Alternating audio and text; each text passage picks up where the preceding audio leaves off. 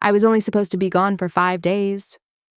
My front door camera showed my mother clutching the spare key like she held the deed to my property. A rental truck idled in the driveway, but the file folder in her hand, labeled with my address, froze my blood. When I heard my brother laugh and say, "Just sign it," "She is on a plane," I realized this was not a visit, it was a hijack. My name is Madeline Carter. I am 34 years old, a homeowner in the suburbs of Tampa, Florida, and I make my living assessing the blast radius of financial disasters for the National Integrity Bureau. Standing in the sterile light of the departure terminal, I watched the digital clock tick closer to my boarding time. I was heading to Denver for a risk assessment conference. My luggage was checked, my house was locked, everything was in order. Then my phone vibrated against my palm. The caller ID flashed a name I respected more than my own blood relatives. It was Mr. Henderson, my next-door neighbor and a retired fire captain who treated property lines like international borders. Maddie. His voice was low, the kind of tone used when reporting a gas leak. "I hate to bother you before a flight, but are you expecting movers?" My grip on the phone tightened. "No, Mr. Henderson, the house should be empty." "Well, there is a rental truck backing into your driveway," he said, "and a woman is currently aggressively shaking your lockbox. She looks like she is trying to break it open." I thanked him and hung up. I did not panic. Panic is a luxury I lost years ago. Instead, I opened my home security app. The live feed loaded in high definition, crisp enough to count the wrinkles of betrayal on the faces of the people I was supposed to trust. My mother, Patricia, stood on my porch. In her hand, she held the spare key I had given her strictly for emergencies. She was not using it to water my plants. She was using it to open my front door with an air of entitlement that made my stomach turn. Behind her, my father, Harold, stood next to a 15-foot moving truck, looking at the ground as if avoiding the gaze of an invisible judge. And then there was Logan. My brother was pointing at my garage, directing my father like a general conquering a new territory. A text message from my mother slid down the top of my screen. "Since you are away, it is a waste to leave the house empty. Logan will stay temporarily, so it is not lonely." I stared at the screen. I had said no. I had said no clearly, loudly, and repeatedly. But to my family, the word no was just a negotiation tactic, a temporary delay before they did exactly what they wanted. They relied on the fact that I was the responsible one, the one who would never cause a scene or call the police on her own flesh and blood. Then came the notification that changed everything. It was an automated alert from my email. Official change of address confirmation. I tapped it open. The request had been filed 45 minutes ago. Someone had used my full name, my date of birth, and my social security number to redirect my mail to a P.O. box in a strip mall 3 towns over. This was not just crashing at my pad. This was identity theft. The noise of the airport faded into a dull hum. My training at the National Integrity Bureau kicked in. At work, when we see a fraudulent transaction, we do not scream, we track, we document, we wait for the perpetrator to commit the act that seals their fate. I looked at the boarding gate. Most people would run home. Most people would scream and drive back to confront them. But I was not going to do that. If I went back now, it would be a domestic dispute. If I let them execute their plan, it would be a felony. I opened the family group chat. My fingers were steady as I typed a lie. Kon kung ku song tran mai bay, kulam gi moing goi ken. I do not have signal on the plane. Just do whatever you all need. I hit send. It was the bait. I was giving them permission to hang themselves. Beside me, Evan looked up from his tablet. He saw the cold look in my eyes, the set of my jaw that usually meant I had found a discrepancy in a ledger worth millions. "Maddie," he asked, "what is wrong?" I turned to him. I showed him the camera feed of my family hauling boxes into the home we had built together. I showed him the email confirming the theft of my mail. "They think they are moving in," I said, my voice flat and terrifyingly calm. "They think they have won because I'm getting on this plane." I picked up my carry-on bag and looked toward the jet bridge. Actually, they are stepping into my trap.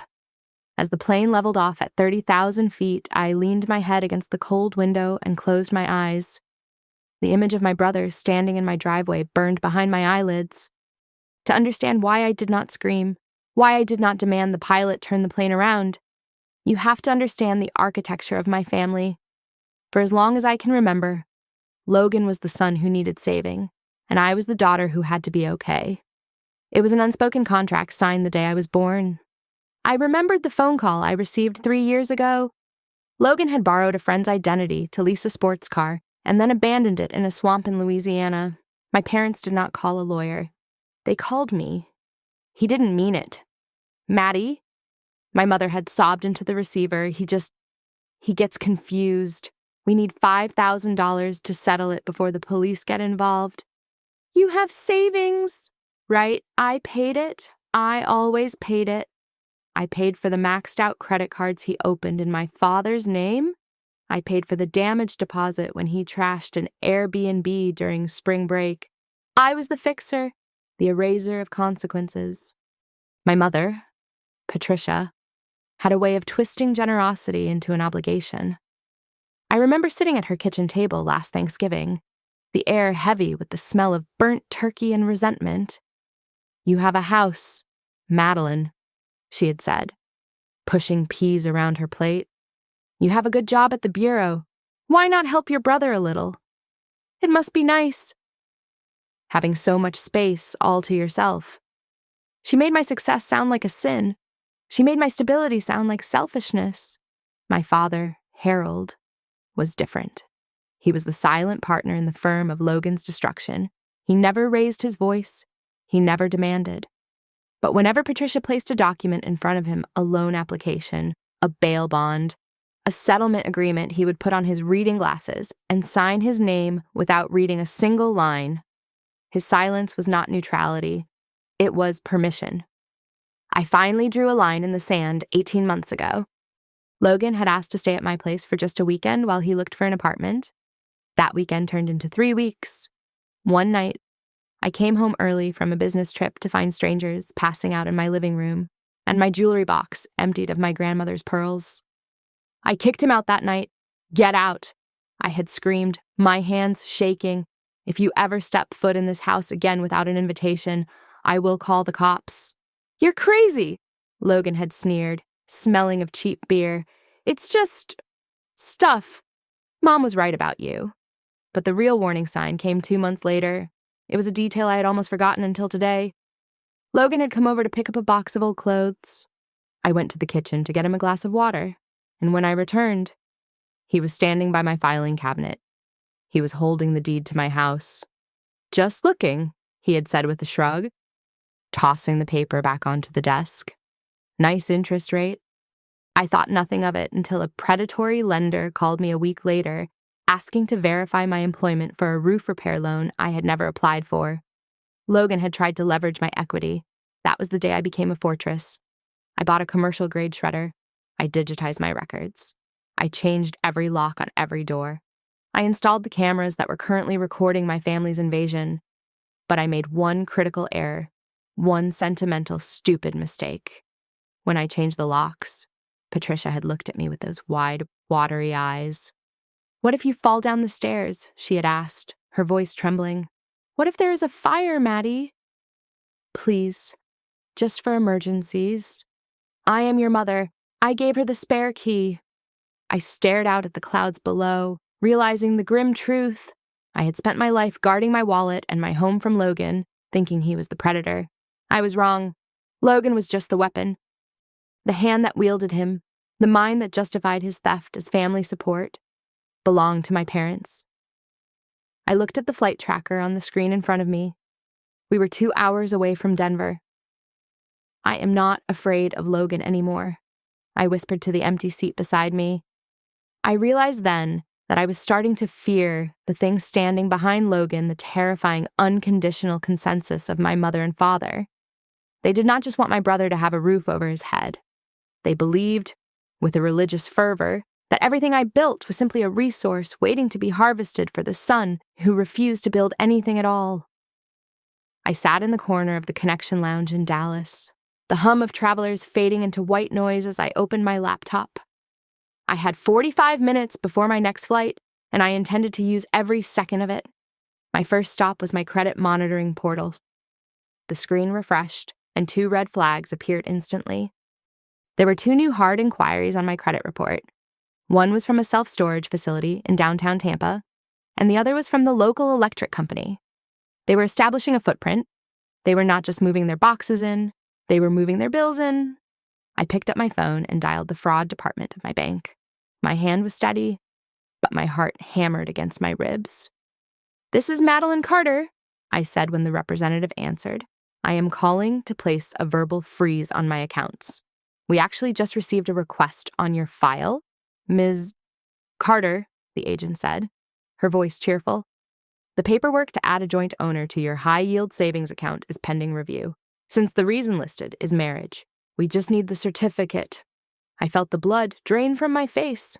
"I am not married," I said, my voice dropping to a whisper. "Who is the requested co-owner?" "A Mr.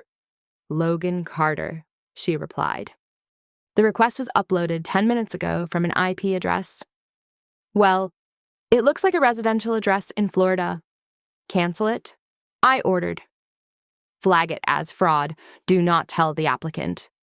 I hung up and immediately dialed Renee, my best friend, and a shark of a real estate attorney. She answered on the second ring. "Renee," I said, skipping the pleasantries. "Hypothetically, what happens if family members move into a home while the owner is away, and they manage to get a utility bill in their name?" Maddie Renee paused. "Hypothetically, you have a nightmare scenario. If they receive mail and pay a utility bill, they can claim tenancy rights. In Florida, if you try to kick them out after they establish residency, it is considered an illegal eviction. You would have to go through the courts. It could take 6 months. 6 months," I repeated.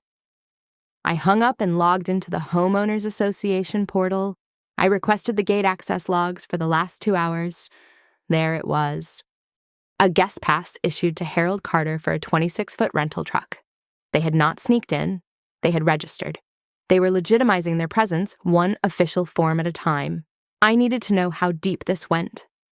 I sent a secure message to Marcus, a forensic analyst at the National Integrity Bureau who owed me a favor. I asked him to trace the source of the change of address email I had received earlier. His reply came 3 minutes later. "It is not just a standard forwarding request. Maddie." The bundle they purchased includes a request for a certified replacement birth certificate and a registered agent service for a commercial mailbox. They are not just forwarding your mail, they are building a parallel identity. I closed my laptop. The pieces clicked together with a sickening precision. My parents did not just want a free room for Logan. They wanted my clean credit history. They wanted my name. They were going to use my identity to secure loans, open cards, and bury Logan's debt under my social security number, leaving me to clean up the wreckage. I picked up my phone one last time and called Evan. He had stayed behind at the house, hidden in the detached guest studio we used as an office, keeping the lights off to maintain the illusion of an empty home. "They are pulling into the driveway," Evan whispered. I can hear the truck engine. "Do not confront them," I said, my voice cold and authoritative. "Let them unload. Let them think the house is theirs. But make sure the internal cameras are recording to the cloud, not the local drive." "Maddie." "They are breaking the back window," Evan said, his voice tightening. "They aren't using the key." "Good," I said. "Breaking and entering is a felony. Let them do it. We need them to feel safe. We need them to sign papers, make calls, and incriminate themselves completely."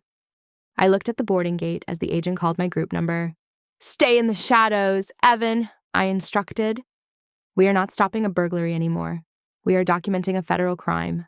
Before I boarded my connecting flight, I made one final stop at a bank branch in the terminal. I rented a small safety deposit box for 6 months. Into it went the digital backups of my actual birth certificate, my passport, and the deed to my house. I was stripping my home of my true identity and leaving behind a carcass for the vultures to pick at. I called Evan again. He was moving through the house like a ghost, following my instructions to the letter. The bait is set. I told him.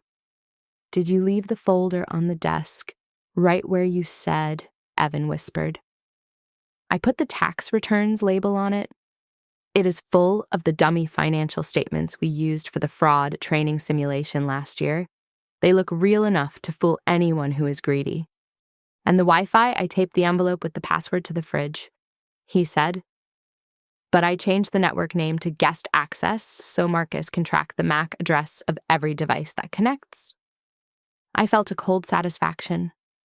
My friend Renee had already drafted the notice of unauthorized entry and the cease and desist letter. They sat in her outbox, digital bullets waiting for the command to fire. But I told her to wait. If we fired too early, they would just leave, and I would be left with a broken window and a family that claimed it was all a misunderstanding. I needed them to settle in. I needed them to feel like owners. Marcus just texted. I said to Evan, he configured the smart home logs. If they try to guess the code to the master bedroom, the system will not lock them out. It will let them in, but it will log the entry as forced access and snap a photo. Do not stop them. Maddie, I am installing the camera in the garage now, Evan said, his voice shaking slightly. I put up the sign, audio and video recording in progress. It is right at eye level. They cannot say they did not know. Good, I replied. In Florida, that sign turns an invasion of privacy argument into admissible evidence. You are doing great. Evan, now, put the paper on the kitchen table. The paper was a masterpiece of fiction. It was a printed email itinerary I had forged 5 minutes ago, stating that my business trip in Denver had been extended by 3 days due to unforeseen audit complications. It is on the table, Evan confirmed. They will see it the moment they walk into the kitchen. Now get out of there, I commanded. Go back to the studio. Lock the door. Do not come out unless the house is burning down. I hung up and dialed the number for a private security firm that patrolled our gated community. I did not ask them to intervene. I asked them to increase their drive-by frequency to once every hour. I needed independent eyes on the property. I needed a third-party log confirming that a rental truck was parked in my driveway for 48 hours straight. I sat back in the uncomfortable airport chair and stared at my phone. For years, I had thought Logan was the danger. I thought he was the chaotic element I had to manage. But as I watched the live feed of my mother walking into my kitchen, picking up the fake itinerary, and smiling, I realized I had been wrong. Logan was just a blunt instrument. Patricia was the hand that swung him. She was the one who knew exactly where to press to make me bleed guilt. She was the one who controlled the narrative. If I was going to win this, I had to break her ability to play the victim. I opened our family text thread. My fingers hovered over the keyboard. I needed to offer her a choice, a moral test. Mom, I forgot to mention. I typed. I left $200 in cash in the top drawer of my office desk. It is for Evan, in case he needs to order food while I am gone. Please tell him it is there if you see him. It was a lie. There was $500 in that drawer, marked bills I had withdrawn last week. I was not telling her so she would help Evan. I was telling her so she knew exactly where the money was. I hit send. I watched the camera feed. 2 minutes later, my mother's phone buzzed. She read the text. She did not call out for Evan. She did not head toward the guest studio. Instead, she walked straight toward my office. I looked down at my boarding pass. A trap does not require violence. It does not require screaming or threats. A good trap only requires the truth to be forced out into the light. My family thought they were breaking into a house, but they were breaking into a prison of their own making. Enjoy the money. Mom, I whispered to the screen, it is the last thing you will ever take from me. The live feed on my tablet was crisp enough to show the clumps of mud on Logan's boots as he kicked them off. He did not place them on the rug by the door. He threw them onto my beige linen sofa, the one I had spent 3 months saving to buy. He walked to my liquor cabinet, grabbed a bottle of 18-year-old scotch, and cracked the seal without a second of hesitation. He held his phone to his ear, pacing the room with a swagger that made my skin crawl. Yeah, I am in, Logan said, his voice loud and distorted by the microphone. The place is huge. I told you I would handle it. This house, it is finally mine. In the kitchen, Patricia was putting on a performance worthy of an Academy Award. She was wiping down the granite countertops, which were already spotless, while shouting through the screen door to Mrs. Gable, the elderly gossip who lived across the street. "Oh, you know Madeline," my mother said, her voice dripping with artificial sweetness. "She travels so much for work. She begged us to come down. She needs family to watch the house. It is too big for one girl anyway." I watched Harold in the hallway. He was the only one not speaking. He was installing a heavy-duty deadbolt on the front door, a piece of hardware I had not authorized. What chilled me was his precision. He moved his body so that his back was always to the hallway camera. He never looked up. He knew exactly where the blind spots were, acting like a man who had studied the layout. My phone buzzed. It was a text from Evan, hiding in the studio. "They are discussing squatters' rights. They just taped a piece of paper to the front window." I switched cameras to the exterior view. A fresh sheet of paper was taped to the glass private property. Legal tenants in residence? Then came the moment that made me sit up straight in my hotel chair. Logan walked into the kitchen and slammed a thick stack of papers onto the island. "It is done," Logan announced. "I printed it out at the library on the way here. Look at this."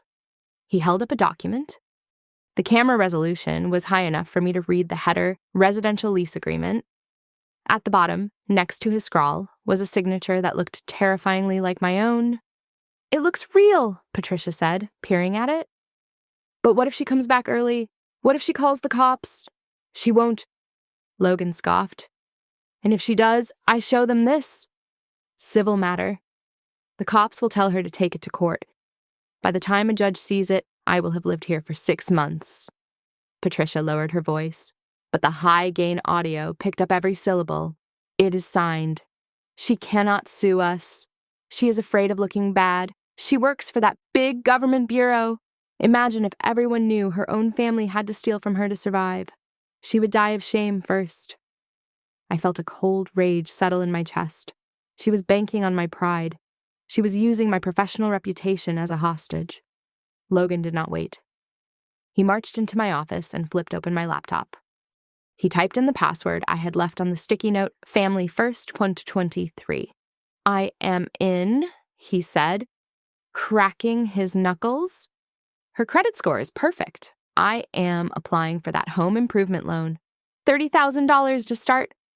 I saw the notification on my phone instantly. New login detected. He was filling out the application using the fake financial profiles I had planted. He was committing wire fraud, identity theft, and bank fraud, and he was doing it on camera. Evan texted me again. I can hear them. "I want to go in there and smash that computer." "No," I typed back. "Hold the line." Let him hit submit. Logan hit the enter key with a flourish. Submitted. Easy money. The scene ended with a moment that shifted my understanding of the entire invasion. The celebration died down, and Patricia pulled a burner phone from her purse. She did not look like a mother anymore. She looked like a handler. She dialed a number and walked toward the garage door, unaware that Evan had just installed a camera there. "Prepare the document package," she whispered into the phone. "We are in.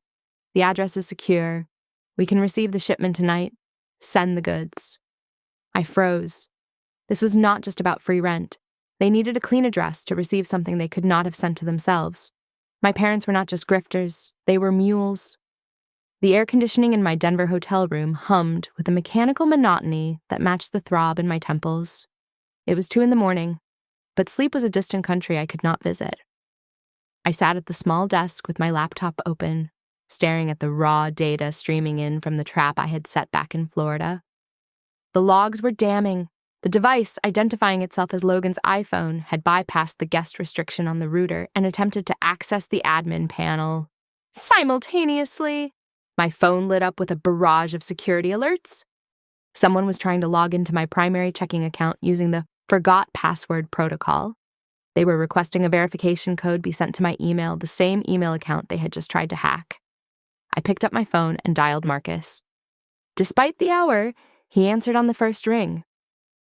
"You were right," Marcus said, his voice crisp and devoid of sleepiness. I traced the IP address used to register that commercial mailbox service. It geolocates to a public Wi-Fi network at a convenience store in Columbus, Ohio. I felt a chill that had nothing to do with the air conditioning. That is the store my mother goes to every Tuesday for her lottery tickets. She set this up weeks ago. It gets worse, Marcus continued.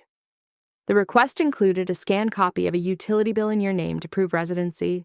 But Maddie, the utility bill is for a property in Las Vegas. I froze. I have never lived in Las Vegas. Well, according to the power company there, you have an account that is 3 months overdue for $450, Marcus said. Your identity has been bleeding out for a long time. I hung up and immediately patched in Renee. She had been digging into court records while I flew west. I found a sealed file in Savannah, Georgia, Renee said, the rustle of papers audible in the background. 2 years ago, your brother was sued by 3 college students. He posted a rental listing for a house he did not own, collected first and last month's rent in cash, and then vanished. It was settled out of court. Maddie, he is not just a squatter. He is a predator. I leaned back in my chair, the picture becoming terrifyingly clear. I called Cal, a private investigator I had retained an hour ago to look into the shipment my mother had mentioned on the camera feed. Ms. Carter, Cal said, his tone grave. I ran a background check on the return address for that package your mother's expecting. It is linked to a shell company that has been flagged by multiple watchdogs for elder fraud. They run telemarketing scams claiming to raise money for veterans or sick children. And my parents, I asked, my voice barely a whisper. Harold and Patricia Carter are listed as regional coordinators for a subsidiary of that organization, Cal revealed. They receive checks from victims, deposit them, and then wire the money to offshore accounts. They keep a percentage as a processing fee. They are money mules, Madeline. They are laundering stolen funds. My stomach turned. I remembered all the times my mother had asked to use my address for important papers because their mailbox was unreliable. I remembered the packages of health supplements that I had blindly signed for last Christmas. I had been an unwitting accomplice to a crime ring targeting the vulnerable. They did not just want my house because it was nice.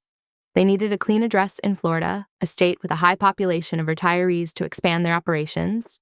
They needed my credit to lease vehicles for the scam. They needed my reputation to shield them from scrutiny. I looked at the screen where the account overdue notification from Las Vegas still glowed. My parents had stolen my name, ruined my credit in a state I had never visited, and were now turning my sanctuary into a command center for fraud. I closed the laptop with a snap. For years, I had treated my family with the soft gloves of a daughter who desperately wanted to be loved. I had negotiated. I had forgiven. I had enabled. No more. I said to the empty room, I am done speaking the language of family.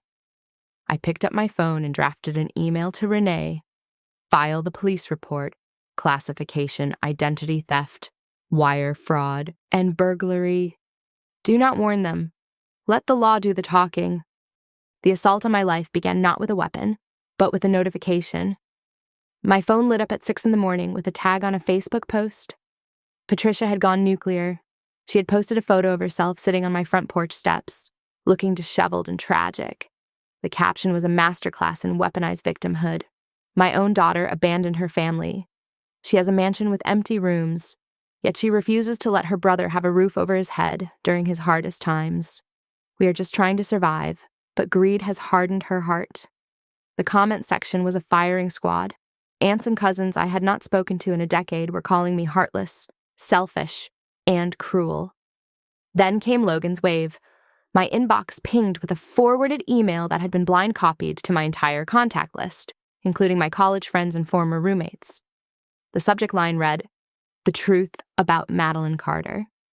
She thinks she is better than us, Logan wrote. She is greedy and ungrateful. Ask her where she really gets her money. I have seen her files. I know the truth. I did not have time to process the betrayal before the real blow landed. My work phone rang. It was the Director of Internal Affairs at the National Integrity Bureau, Madeline. His voice was ice.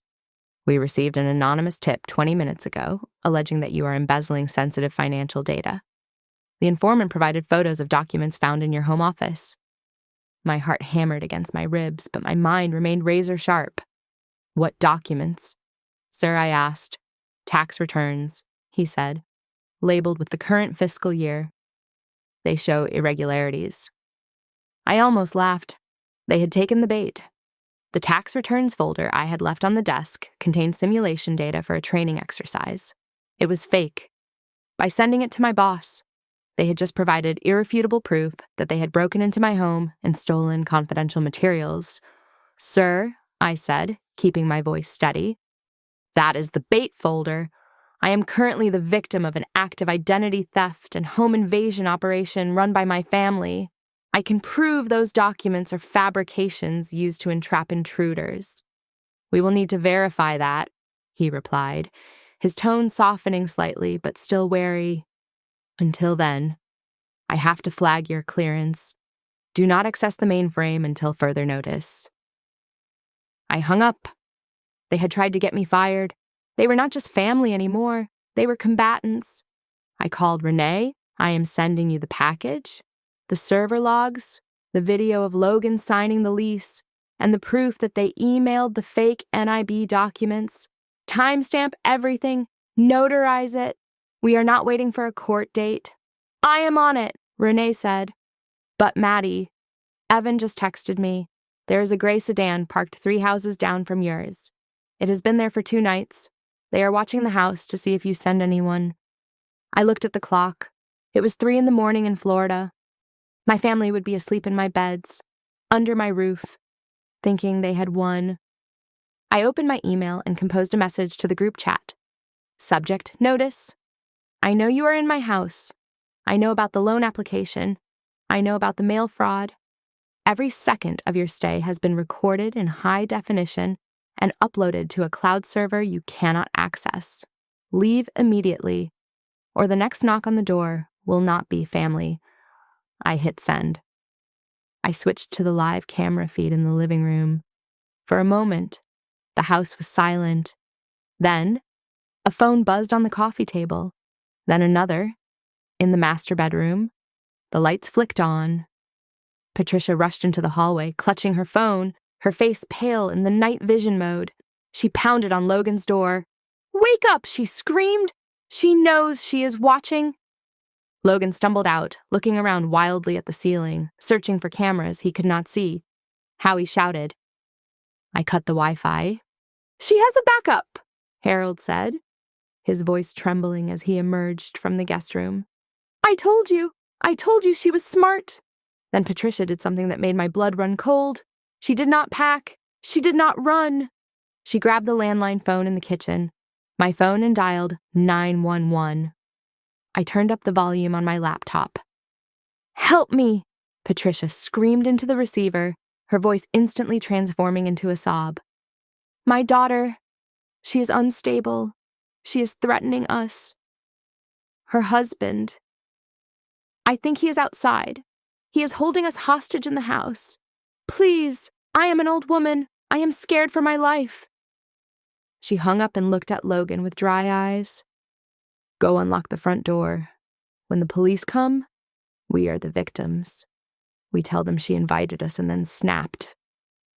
I watched them scramble to stage the scene, knocking over a chair to look like a struggle. I leaned back in my hotel chair and smiled, but there was no humor in it. Good, I whispered. Call the police. Mom, bring the authorities to the crime scene. That is exactly what I need. I did not sleep that night. Instead, I spent the hours between dawn and sunrise building a fortress of paper. Renee had emailed me a checklist for what she called a secure contact profile. It was not just a file, it was a shield. You need the deed, Renee instructed over the phone, her voice tinny through my earbuds. Not a copy. The certified copy. You need the affidavit of unauthorized entry I drafted. You need the case number from the police report you filed online. And Maddie, put everything on a USB drive. If they try to lie to the officers, you do not argue. You hand over the drive. I assembled the digital dossier. I included the time-stamped logs of their entry, the video of Logan forging the lease, and the audio of Patricia coaching him on how to lie. I called the non-emergency line of the Tampa Police Department. I was careful with my words. If I said, "My family is in my house," they would call it a civil dispute and walk away. I am reporting an active identity theft ring operating out of my property. I told the dispatcher, "The suspects have broken in, are using my internet to commit wire fraud, and have engaged in federal mail tampering. I have video evidence of them fabricating a lease agreement. We can send an officer to take a statement." The dispatcher said, "I will meet the officer at the property at 9 a.m. tomorrow." I replied, "I'm also authorizing a safety inspection by the electric company at the same time." It was a lie, of course. I had hired a private electrician to show up at 9 sharp. I needed a third-party witness who was not a cop, someone whose presence would force my parents to drop the scared victim act and deal with a contractor. It added a layer of legitimacy to my arrival. I messaged Evan, "Stay in the studio. Do not engage. When the police arrive, come out with your hands visible and identify yourself as the resident witness. Let the cameras do the talking." Just as I was about to close my laptop, a secure message from Cal popped up. "The package your mother is waiting for? It is not just stolen goods." My contact at the postal inspector's office thinks it is a batch of counterfeit checks and washed gift cards. It is a classic romance scam mule operation, if that package is in your house. Maddie, you are sitting on a felony distribution center. My blood ran cold. I needed one more nail in the coffin. I remotely accessed my home printer. I sent a print job to the machine in my office, a new account application for a high-limit credit card. Pre-filled with my information, but with a single typo in the social security number, a canary trap. If anyone tried to use that specific number, the credit bureau would instantly flag it and trace the origin. I logged into the NIB internal portal and filed a self-report of compromised identity. By doing this, I was immunizing myself. If my boss received another anonymous tip, it would now be viewed as harassment against a victim, not evidence against a suspect. I checked the cameras one last time before heading to the airport. The house was quiet, but then I saw movement in the garage. Harold was standing on a step stool. He was holding a hammer. He looked at the audio and video recording sign Evan had put up. His face, usually so passive, was twisted in a snarl I had never seen before. He smashed the sign off the wall. Then he took a rag and aggressively wiped the door handle, trying to erase his prints. "It is too late." "Dad," I whispered to the screen. "It is already in the cloud." He thought he was cleaning up a crime scene. In reality, he was just performing for the jury. I booked the first flight back to Tampa. I did not text the group chat. I did not call my mother. I turned my phone to airplane mode. As the plane taxied down the runway, I felt a strange calm. For 34 years, I had returned home hoping for love, hoping for approval, hoping that if I just gave enough, they would finally see me. Not this time. I was not going back to make peace. I was going back to end it. I turned onto my street just as the sun began to burn through the morning mist. It was 7 a.m. The convoy was already there, exactly as I had arranged. 2 squad cars, the private security patrol vehicle I had hired, and Renee's sleek black sedan formed a barricade that blocked the end of my driveway. I stepped out of my rental car, smoothing my blazer. I did not feel tired. I felt lethal.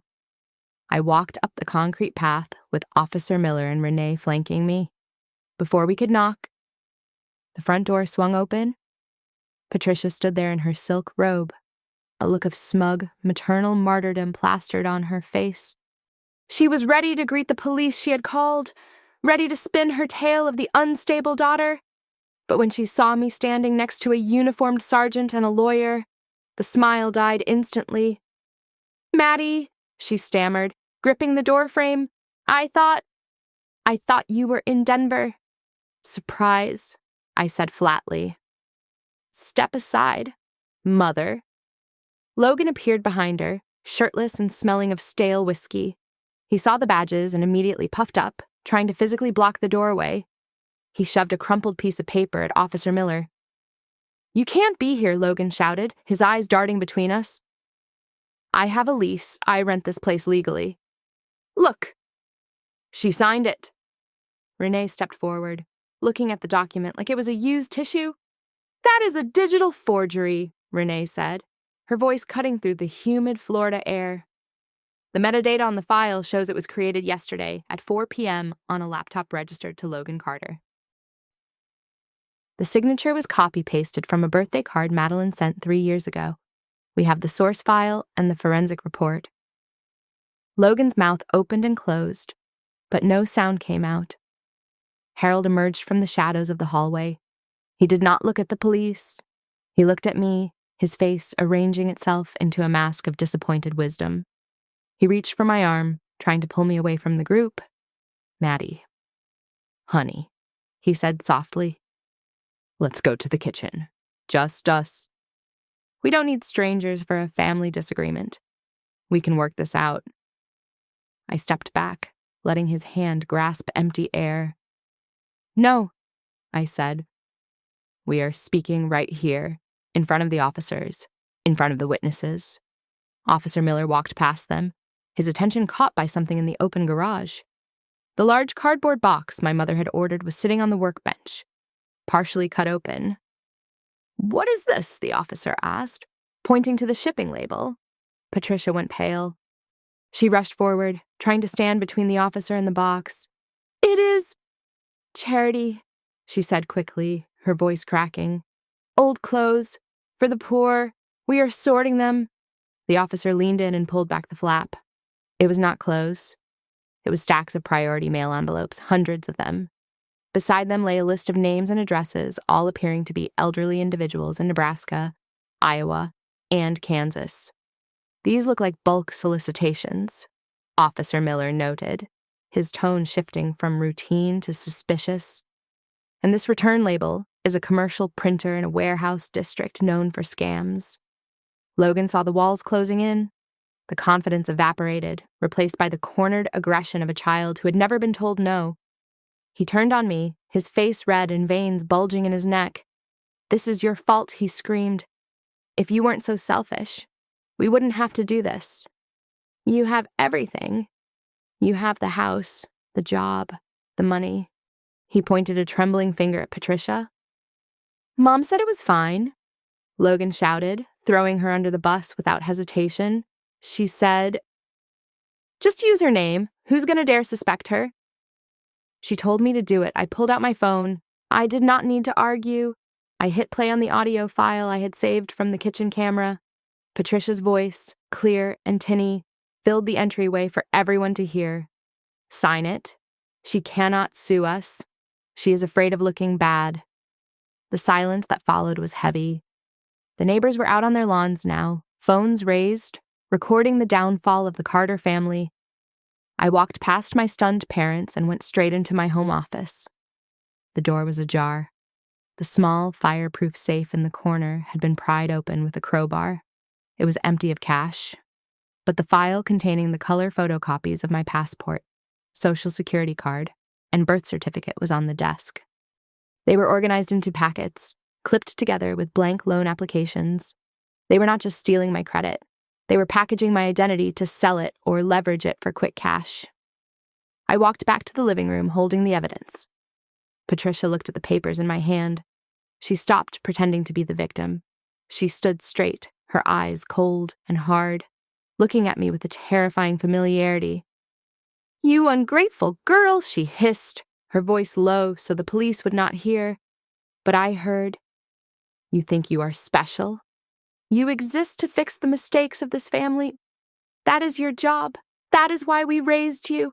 It was the most honest thing she had ever said to me. I looked her in the eye. No, I replied, my voice steady. I exist to end it. Officer Miller stepped forward, his hand resting on his belt. He did not ask for permission. He simply stated the facts. Based on the video evidence and the documents found in your possession, we have probable cause for arrest on charges of burglary, identity theft, and fraud," Miller announced. The sound of handcuffs ratcheting shut was loud in the sudden silence of the living room. Logan was the first to go down. He was spun around and pressed against the wall right in front of the bay window, giving the neighbors recording on their phones a perfect view of the consequences. Then came the revelation that hit me harder than the betrayal itself. As the officers patted Harold down, they pulled a small, worn notebook from his back pocket. Officer Miller flipped it open. It was not a diary. It was a workbook. Page after page was filled with practice attempts at forging my signature. There were notes on how to bypass two-factor authentication and detailed instructions on Florida tenancy laws. I stared at my father.